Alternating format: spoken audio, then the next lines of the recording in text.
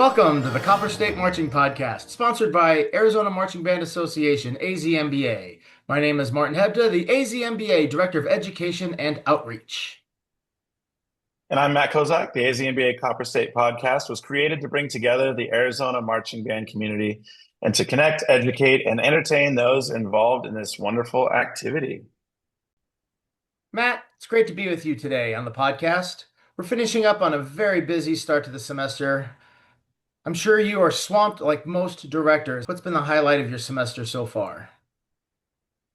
I think for me, we just had a really great concert last week. It was really a kind of fun, engaging concert. We just decided to do something that was a little bit different, and got the audience involvement. We did a really cool piece by Alex Shapiro called "Lights Out," and like all of the auditorium lights go out, and we taped glow sticks underneath all the audience's seats. And so when that song came on, everybody was like spinning the glow sticks around. It's just kind of like a rock concert. It was really cool, really fun. Pretty cool. I think I saw a post about that, and it seemed like there's a lot of energy and a lot of excitement with that. Today, we get some of our college marching band directors from the state coming on, and I'm looking forward to our conversations with them. I know college marching band was one of the highlights for my college career. Did you have the same experience? Yeah, I mean, I'm sure you felt the same way. We both, going down to U of A, it was a great college atmosphere down there, as it is anywhere. I mean, college is just a blast for everybody. So, but college marching band was definitely different than high school. And I think a lot of people don't think about that. Like, it's not competitive really or anything. You just kind of have fun. So it was, for me, it was welcoming. It was a kind of a refreshing, like you just got a chance to go out and play loud and have fun. So. Well, yeah, and then you have a team that you get to support too. So, I mean, once I got to U of A, I became a huge U of A fan from that point on. And when I was there, we were lucky that the team was quite successful. Yeah, I brought the bad luck.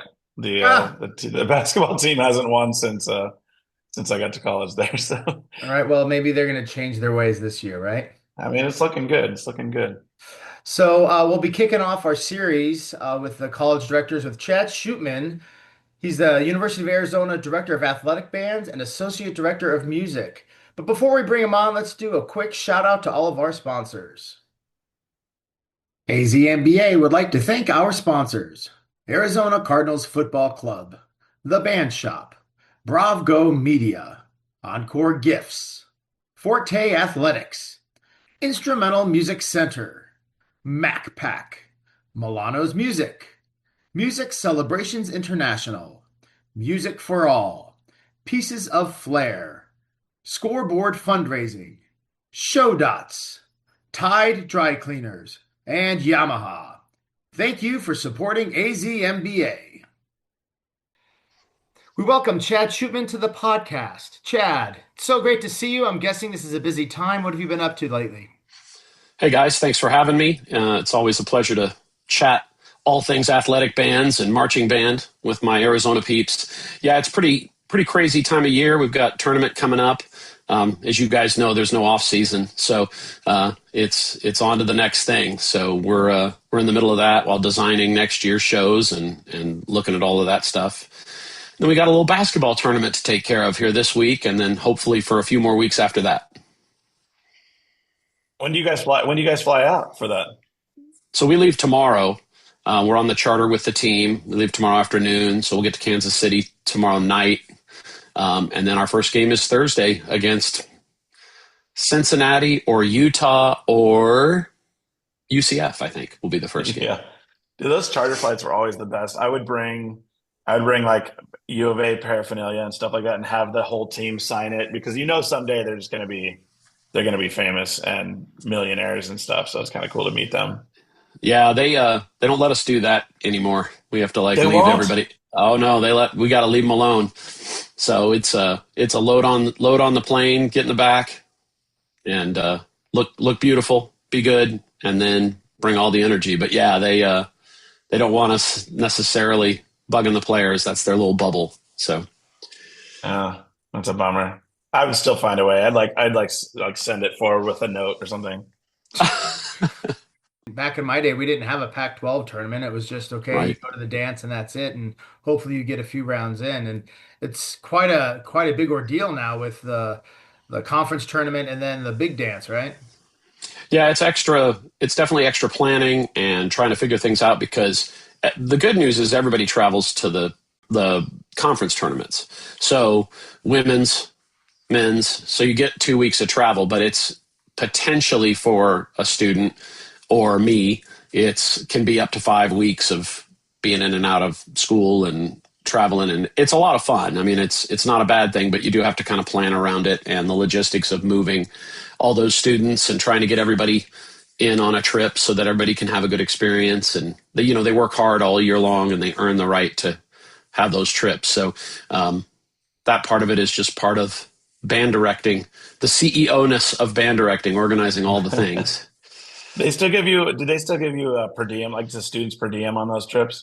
Yeah, we get per diem, so that's a cool thing that a lot of students don't realize when they come there is you're not having to raise money or sell cheese and sausage or uh, wrapping paper for money for trips. That's covered by the university. Plus, you get a per diem for food. And now, finally, with this last bowl trip, we were able to do it digitally. So they all have like a digital debit card that I can load in amounts. So I'm not having to. We used to have to do it carrying cash around, which was insane, especially if you're bringing like 300 people in the Pride, and Yeah. that dollar amount is large. And so handing out that per diem as you advance and do those kinds of things is much easier now. So yeah, you got to manage all that stuff. But yeah, it's the trips are paid for, and you get a little bit of money to spend on food, and the idea is that you're not paying to work. Yeah. You're getting an I remember when opportunity. we went, I would always like try, me and my buddies would always try to come back with money, right? Like, cause you'd go some Yeah, cash and be like, right. all right, let's just go like eat on the dollar menu at the fast food place so I can come Exactly. back to college with a little bit of money. But I tell my students the same thing about about these trips because they're so used to in high school band, they're so used to paying like a ton of money to go, to be in band for all the props, for all the uniforms, for the travel and all that. Then you go to college and I'm like, dude, you guys don't understand. It is you don't, it's part of your tuition, first of all. And then, Yeah. you go on these trips and it's amazing. It's a huge difference. Yeah, it's a nice thing, and as hard as the students work, supporting multiple sports and things like that's a big part of the college athletic bands programs are it's not only supporting all the sports but the university initiatives, things like that. You really are kind of a flagship welcoming part of the university, and that's a cool thing, but it does require a lot of time and commitment. And so you earn those opportunities to get to travel and have some really front row seat experiences to some pretty awesome things. And being able to support them that way financially is the right way to do it. And so I'm glad that they don't have to. There's still always expenses. His band is what it is, but for the most part, they travel cost free, which is great. How long have you been at U of A now, Chad? So I'm just finishing my 10th year Oh my as God. director. I know, it's crazy. And then, of course, if you count all the years I was actually at school at Arizona, it's my year. But yeah, 10th year as director, which is just awesome. And it's been a huge honor and a great opportunity to come back to my alma mater and be able to share what was such an important experience for me with new students, new generations of young people, and new Wildcats. So it's pretty awesome.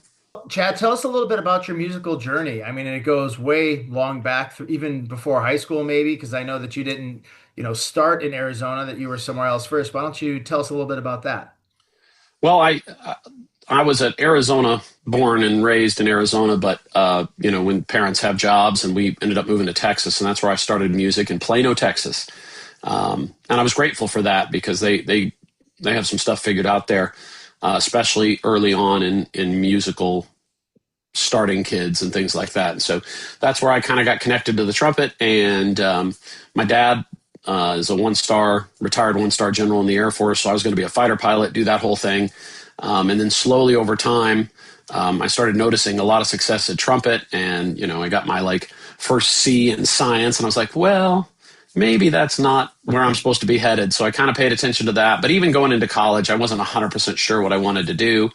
I knew I enjoyed teaching and working in the band environment and watching teachers that were so influential on me, as high school band directors really are the first adult often, and middle school band directors too, that are kind of the first adult outside your parents that really have a big influence on your life. And so seeing that was neat, and wanting to be, inspirational in that way kind of led me towards that music ed degree. So studied trumpet, did all that stuff, and then did a couple summers in LA and Orlando for Disney as part of the college music program, and winning those auditions really connected me to a different group of people and a different option for kind of the professional road I could take. I was planning on kind of going and right into teaching, but the opportunity to play came up, and so I auditioned for a lot of military bands, but also a group called Future Corps in Orlando, and ended up winning that job, and the chance to work for Disney and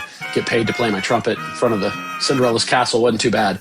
So I thought that was a pretty good deal. And so I went and worked for Disney, and that allowed me to obviously play, but conduct, write drill or choreo for those organizations. And then through Magic Music Days, which is Disney Performing Arts, which is now something else, they've kind of changed the names a bit. I was able to teach those clinics. So I was able to stay connected to kind of my teaching roots that way. And gosh, probably hundreds, if not thousands of bands and orchestras and groups that I got to work with while I was at Disney performing. And those connections led to a lot of professional opportunities for me as a trumpet player and a conductor that were just invaluable. And so that opportunity was amazing. And then when the job opened up at Arizona, I thought, man, this is pretty special. And Disney was moving away from live musicians. When I first got hired there, it was over 300 professional musicians just employed by Disney. When I left, there was less than 100. And I think I was the last assigned lead trumpet chair in all of Disney World in terms of the chairs they had as a full-time position. So Wow. Seeing that writing on the wall, a chance for my daughter to come back and be around her grandparents, be back in a place that was really important to me, and of course where I grew up, Canyon Del Oro High School grad. And so those things were really important. But the experience I had at Disney, and then that connected me with Chuck Owen and the Jazz Surge, and then Gordon Goodwin's Big Fat Band, and the Hessische Rundfunk radio big band in Frankfurt, Germany, and getting to travel the world and do those things and get to play with some amazing artists and conduct and work with those people really helped kind of shape my view of the importance of connecting students to music and being able to share some of those experiences with them, but also give them that information that maybe that I wished I had known in college, the options that were out there, the things that really mattered about my experience in college that helped me in the professional world, and then also the professional world experience that would have helped me a lot in college. So it was a really cool opportunity to connect all of those things together. And it just made it better that it was at Arizona. And I'm really fortunate and feel very blessed that opportunity worked out, and I'm back in Tucson. So I didn't realize that we had that connection, me, you, and Martin, as military brats. I knew me and Martin did, but that's pretty cool. Yeah, I think we've just stayed in touch. I mean, the three of us get along so well, and I think that's a big part of it. And then our shared experience and the pride, of course, and just a lot of those connectors that you don't think much of at the time really end up kind of keeping you in the same group of people throughout your life, which is pretty awesome. Yeah, so quite a busy job being the director of the Pride of Arizona. Do you get a lot of opportunities to play still? I have my trumpet sitting in my office, but it mostly just laughs at me when I walk by. I mean, I don't get to pick it up as much. And, for about 2 minutes, I'm a god. And then after that, it's just downhill in every way, especially for what I was known for with the high note playing and the lead playing and those kinds of things. That's something that if you don't keep that up, it's the first thing that goes, is that the extended ranges and endurance, of course. And it's just something you have to maintain all the time. And in my situation, without, most Division I athletic bands programs have multiple people on staff, and you've got a real big group of people, and even often at least 3 band directors at a major university band department. And we don't have that at Arizona. So, and then when COVID hit, we lost our admin So for you guys, that would have been your Eve, and also the assistant director, which was Yudi Oeda, who was really amazing in helping me get kind of settled in when I came back, because he had had a year there in that role. And so it was a real struggle. There was about 4 years there where it was just me doing all the things. And it helped me a lot. I learned a lot about getting to do it. And I know a lot of high school directors have to be the one person show. And you learn a lot about the jobs that maybe you didn't do, and makes you appreciate the people that end up doing those for you, but also gives you a really good understanding of what it takes to really have a program develop, and all the parts and pieces that have to work, and the synergy that has to happen there for it to be successful. So I valued that experience, as hard as it was. It's definitely a little bit better now. Courtney Dodge is amazing as my admin. We're working on maybe a third band director spot potentially, which would be a huge help. It's, like I said, it's an opportunity to work with the students more closely and more often. And so you make the balance things. I don't write as much as I used to. I don't get to play the trumpet as much as I would like to. Those kinds of things are things you give up to focus on the job. But I mean, that's the band director life, is making those choices and deciding where to prioritize what you got to get done. So kind of along those same lines, you have a lot of students that you influence on a regular basis. So what kind of things, like what advice would you give to high school students who are considering marching in college band or becoming band directors themselves? Well, I think there's two messages. One is, if there are kids that are gung-ho about being directors and want to do that, I think you got to march, because you don't want your last experience with the marching arts to be when you were 17 or 18 years old, and then you come out at 21 or 22 with a degree and you haven't really done anything with the marching arts. You guys see it all the time. Your students change from when they're freshmen to seniors. Same thing happens in college. There's a big, huge development curve that happens for those students. And so you're definitely not the same person. And so having that experience is really important. I think even if you're not going to be involved in music, the other reason that you do that is the marching arts are kind of a uniquely American thing.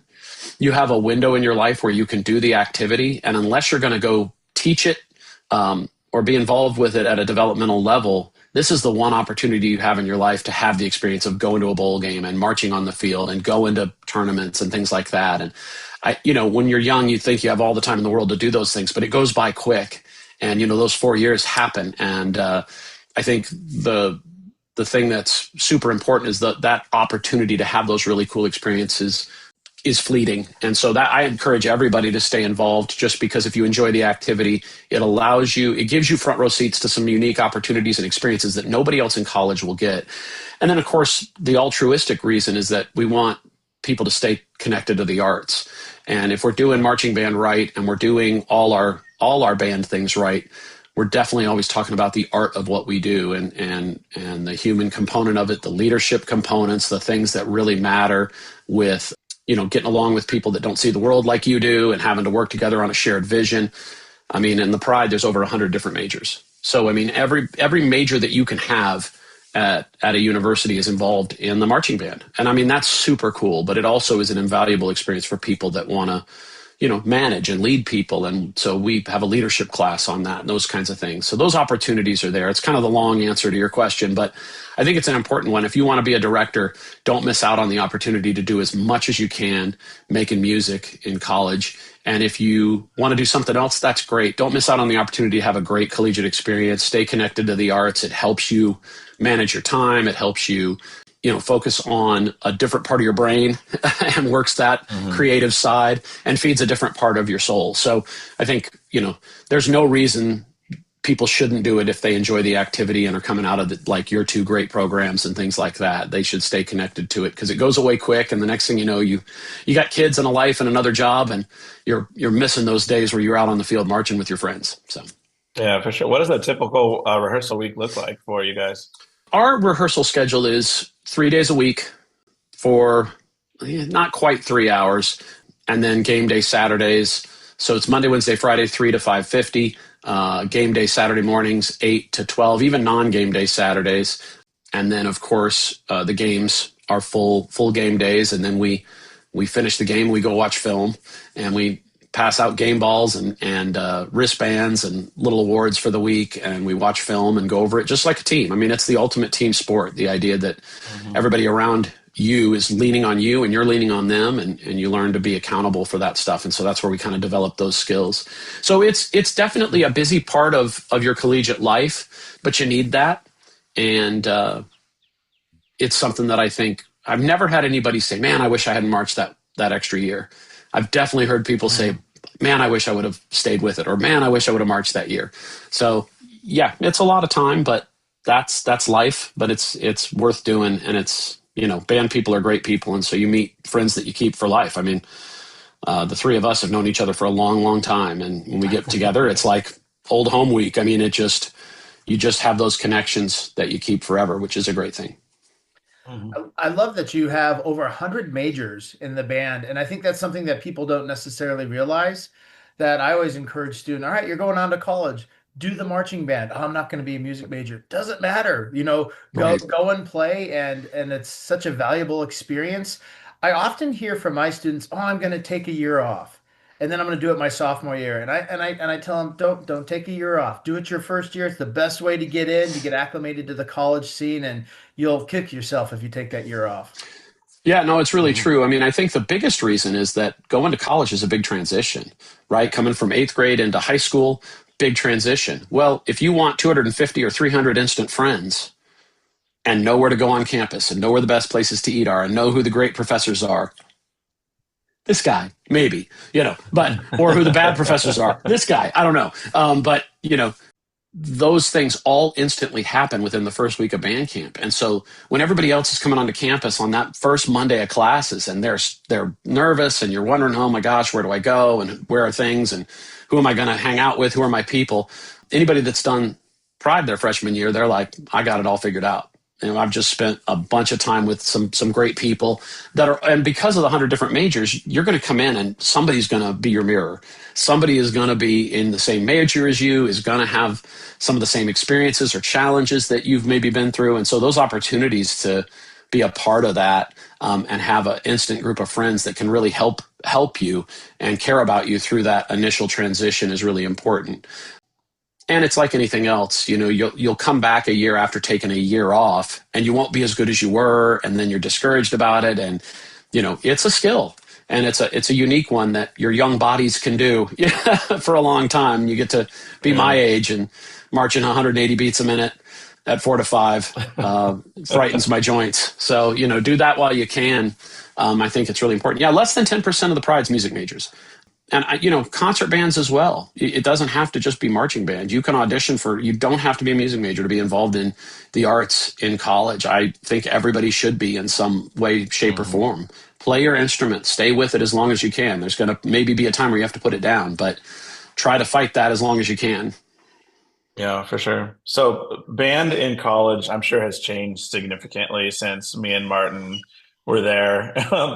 I remember we used to use poker chips, right, to mark our spots. I'm assuming you don't do that anymore, but what kinds of things have changed in the last several years? And then we see videos about some bands that are doing lighting on the field, and they're using the drill apps to do really cool formations and make them move on the field and stuff like that. So what kind of stuff is changing? Yeah, you said it. The biggest thing is technology, and it's an awesome thing from an efficiency standpoint. So you have Ultimate Drill Book. My new favorite app is called Dropspin. It's a metronome app that you can load in your XML files, and if there's retardandos or accelerandos, it builds it into the Met for you, and you can run sections of music, and it'll repeat. It can drop a certain percentage of beats, things like that, so you can maintain your time. Some really cool things like that. So just the efficiency and the technology component. What's good about that is it's going to teach students how to kind of problem solve in the modern world. And I also like the technology component because it allows students to be sort of accountable individually. You used to have squad leaders, and they would be the ones that had the drill, and they would know how to read drill, but the other three maybe didn't. Now everybody's got to learn how to read the drill and understand how it works and really understand the process, which I think is a really great thing. Social media is a huge part of it. I mean, a big part of what you're doing with your program is promotion and those kinds of things. And so putting out videos about your different teams and those kinds of elements are really important. I think the other thing that's really important with modern marching bands is social media output, just from recruiting, but also just promotion of your program. So having a good footprint. We have a killer media team, and you're constantly promoting what the students are doing, what the university's doing. You end up being kind of a resource for the whole university because you have so many students putting out so much material. And so having that influence in not only the state of Arizona, but beyond the borders of Arizona to reach people, show people what it's about. I mean, that's what led to shout outs from Gwen Stefani and when we did No Doubt and different things like that happen because of the power of social media. The programs can reach a long way. So, I mean, I think that's a huge part of what's changed. It also changes the nature of how the students can be. You know, we didn't have social media. There wasn't a camera in everybody's face all the time. So, you know, learning about being in the modern world and like, you can't just go act a fool all the time. You know, you're representing something and somebody's going to be somewhere with a camera and all that kind of stuff. So it's about teaching students the value of that as well. So, I mean, I think that's the biggest changes that have happened. Students are still students. The process is still the process. But definitely, yeah, I mean, Arizona's upgrading its lighting system, its scoreboard, all that stuff. So we're already looking at how do we build lighting systems into our program and putting that out on the field to take advantage of that. I think there's some neat opportunities at Band Day to build in for that, at least for the Pride performance part of it. And so, I mean, I think that modernizing things. What's funny is, you know, the Pride was the first band, the first halftime entertainment of Super Bowl I. We were the first Beyonce, Jay-Z, whatever, Bad Bunny, yeah. And it's interesting to hear those guys. We just did a big celebration of it because it was the 60th anniversary of it. And they talked about how even back then in the 50s and 60s, there were people experimenting with lighting, do plume lighting and things like that. So, you know, and you see in Ohio State, who's gotten so popular and viral for doing step 2 drill and picture drill. If you watch that halftime show, that's all that stuff. And that was back in the 60s. So it's everything old is new again a little bit, but that's okay. It's a modern take on it. And there's some pretty awesome things that you can do. So we definitely want to make sure that we're giving the students an opportunity to experience different things than they might in high school. It's a very different thing because you're not competing against another band. Every once in a while, you know, ASU and U of A will have a battle of bands. So it's friendly, but people compare. And that sometimes is the motivator for students. And this is where you shift to that intrinsic motivator. You're competing against the standard, you know, your own professional best.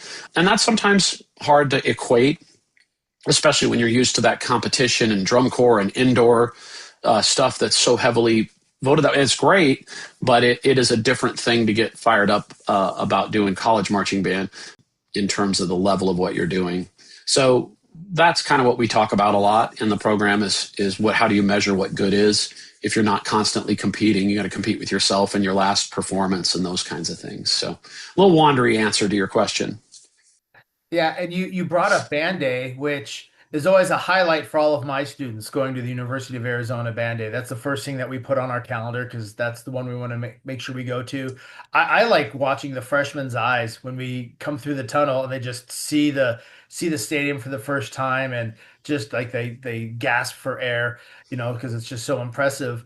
Is that a really big event for your students as well, or is it just really the high schoolers that really love it so much? No, it's our big day of the year. It's what we kind of focus our whole season around is those performance opportunities because we don't get to play for people who appreciate what it is we do. That's the one place where parents and directors and students and all of that really understand what it takes to put something together, really appreciate the performing. It's also great to see all the schools and all the students. And I agree with you 100%. You know, coming into the cathedral, I call it, that's their one chance to play in a venue like that. It's just now Casino del Sol Stadium. It's a place that it's special, especially for maybe some smaller programs that don't get to travel as much, the opportunity to serve our students in Tucson that have every right to have a great world-class experience and maybe don't have the resources that other programs have. So their opportunity to come and play in a place like that is special for me. And then I think it's one of the best competitions in the state for the season. I really do. I Oh, think it's hands down. run really well. I think we always try to get great judging panel there. It's something that I think is a highlight for the marching season for everybody in the state of Arizona if they have the opportunity to come there and experience it. And of course, it's ideally a recruiter for us. So people can see the campus and get to see the pride and interact with our students, and all of those kinds of things are great. But that's secondary to the student experience of just being able to perform in a place like that and have people appreciate what you do. Yeah, Band Day is the best. I mean, and especially the things that we've been able to incorporate with you Yeah, guys these last couple of years with the 100%. jumbotron and having the live interviews this last year were so cool. Like Yeah, it was really highlighting great. those kids and stuff. So it's just it is such a good event. And this Well, upcoming year, I think we already know that it's going to be Halloween, right? So you got yeah. any like? I mean, come on, you have to have some sort of like little sneak peeks. Like what are we doing for Halloween? What's going to Oh happen in the man, show? we're definitely gonna do, I recognize that's a big family night sometimes for people. So we're gonna have candy and trick or treating and probably put some pumpkins up and some cobwebs or something around the stadium to dress it up, make it a whole thing, let people wear costumes if they want, come in there and just have it be a big event. We just capitalize on the fact that it's on Halloween and play into it and lean into it and make sure that little brothers and little sisters of the kids that are performing have an opportunity to get some candy and interact and see some great bands and all that stuff. So yeah, we're definitely planning with TBS, our awesome sorority and Omega chapter there. They're going to be doing a great job building a lot of that stuff. So we have a lot of Yeah, cool I love plans in that. that regard. Yeah. I love that because I think like a lot of when we first were talking about it, some people are like, "Oh, it's Halloween. I'm not sure." I'm like, "No, it's Halloween. I want to go." Like, and my students are excited to go because it's going to be something fun and different. And I know you guys are going to do a great job with that. So, Yeah, we definitely don't want to.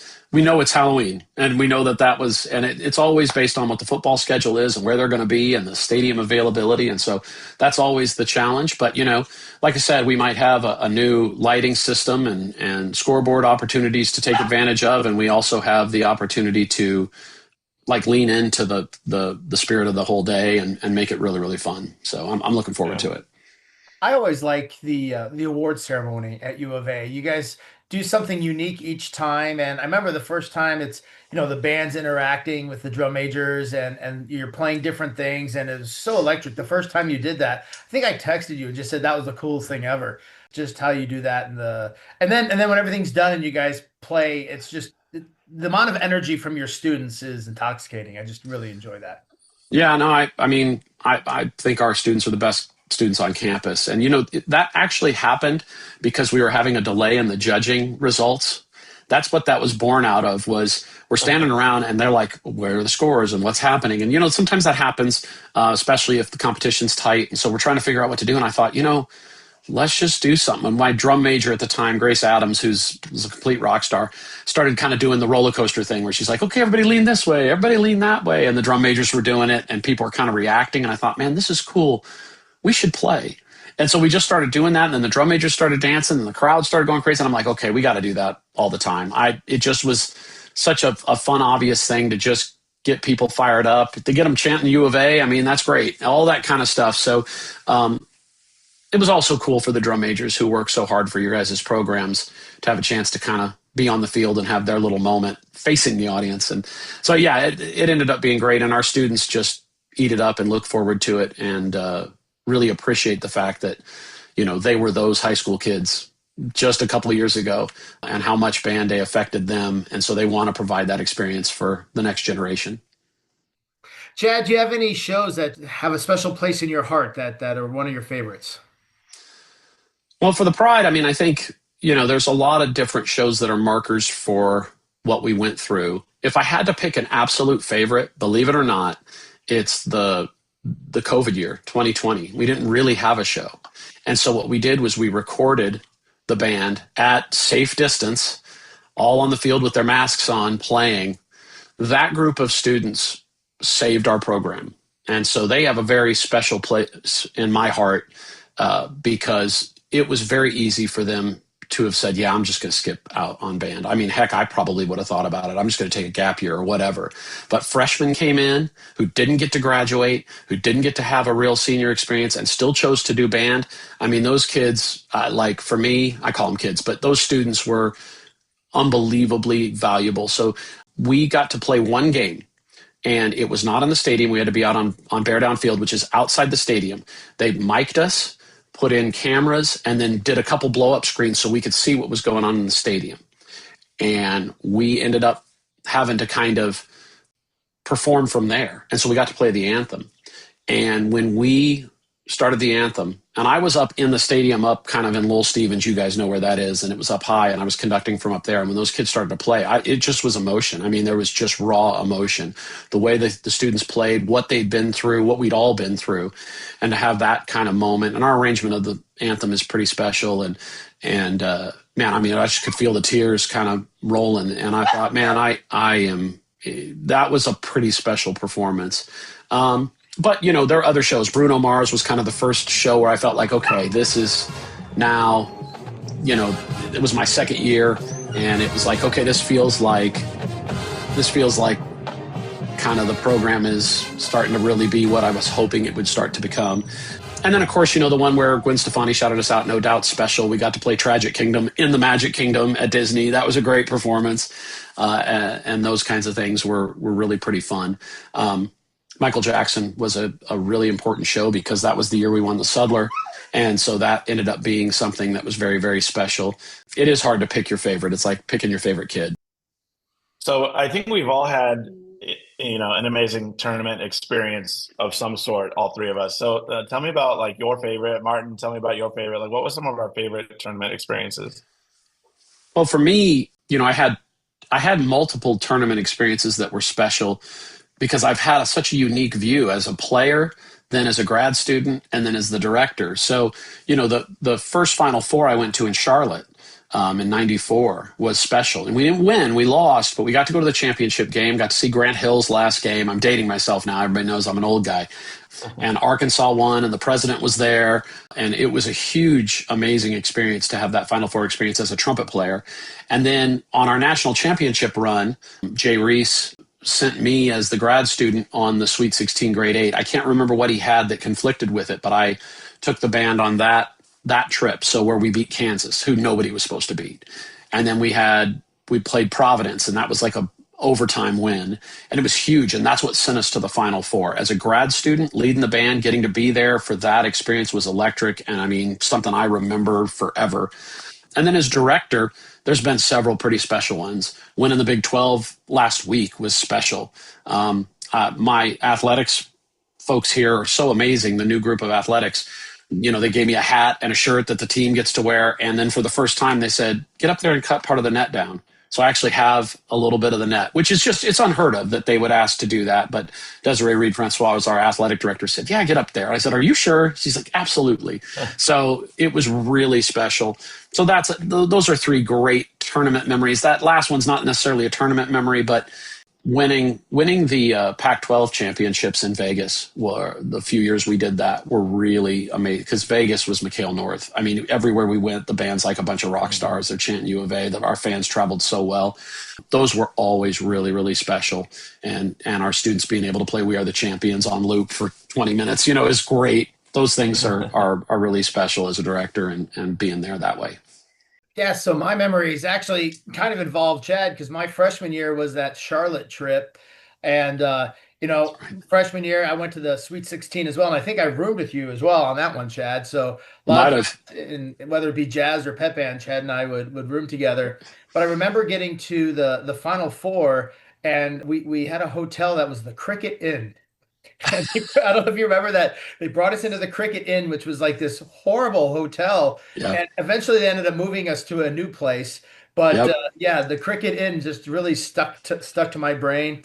Going to the Final Four against Arkansas, and then of course all the traffic stopping because the president was there doing the Chinese fire drill, you know, outside of the bus and all that. But yeah, it was just a great time. And then the energy, you know, the further along you get in the tournament, the more intense everything gets, and the harder you play, and you feel like you can help the team win. So not as many experiences as you, Chad, but you were involved. Well, in mine.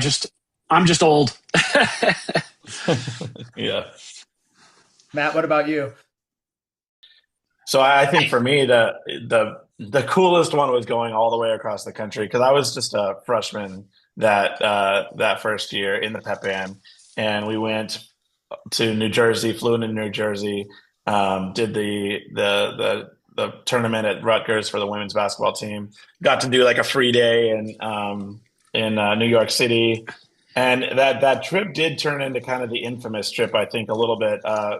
Some shenanigans and such, but it was amazing. Just like again, like a welcome to college. This is what it's all about type thing. So. Yeah. I still have, you guys bought me a Statue of Liberty tie. The band bought me a Statue of Liberty tie as a grad student leading things. I still have that tie from that trip. It was really awesome. Yeah, that's cool. Right on, right on. Chad, before we sign off here, do you have any shout outs that you would like to give? Well, I mean, I think, on my side of things, Courtney Dodge, Cliff Weston, two like absolutely irreplaceable parts of our team from a staff standpoint. My entire staff is amazing and they do a great job. Adrian Robertson, our coach, our cheer coach, Missy, our guard coach is amazing. And, we've got Kirsten Grabo is twirler coach and Thomas Gonzalez, our drumline director. They're unbelievable human beings that work tirelessly for not enough compensation in support of the program. They're all alums and they all were part of the Pride. And so it's nice to bring some of those folks back. And then we have other staff that are in different roles that were in the Pride. So I want to shout those folks out. But outside of that, I really want to shout out like the middle school band directors. I think they're literally the unsung heroes of any successful band program beyond their walls. They're the first time where students fall in love with music, whether they're going to stay with it or not. They're considered feeders to the high school programs, but the middle school band directors, if you're good at it and working with that age group and those kids trying to figure out who they want to be, it's just nice. It is literally magic what really excellent middle school band directors can do, and their impact across multiple programs, high school and collegiate, can't be understated. And then, of course, the directors. I mean, I just think we are unique in that most teachers see their students for 1 year. We are fortunate enough to watch our students grow through 4 years. No other teacher has that kind of interaction, impact, or influence on the students at our schools, because most folks, unless you're on a team with a coach, don't see their students grow like that and don't have the influence over time that we do. So it's a huge responsibility, and I'm really proud of the community of directors in Arizona. It's very student-centered, student experience-centered. Everybody's deeply invested in the success of their students and care about them. And I think that's really special. I also think that, the work that you all do, the hours you put in service to them, sometimes it's sacrifice of our families, we all know, or we bring them along for the ride. They are definitely part of it, is something that is unique and special and definitely worthy of a huge shout out for the work that you do. And I get to see the results, the fruit of the labor. You don't necessarily get to sit under the shade of the tree that you plant. You know what I mean? And so I get to see that, and I'm very appreciative of the students that come in, and they're super, super well positioned to be successful. And that's a huge shout out to all the directors that are teaching in secondary school level. So those are my shout outs for everybody. Thank you so much, Chad, for your time today. We appreciate you coming on. Go Cats. Bear down.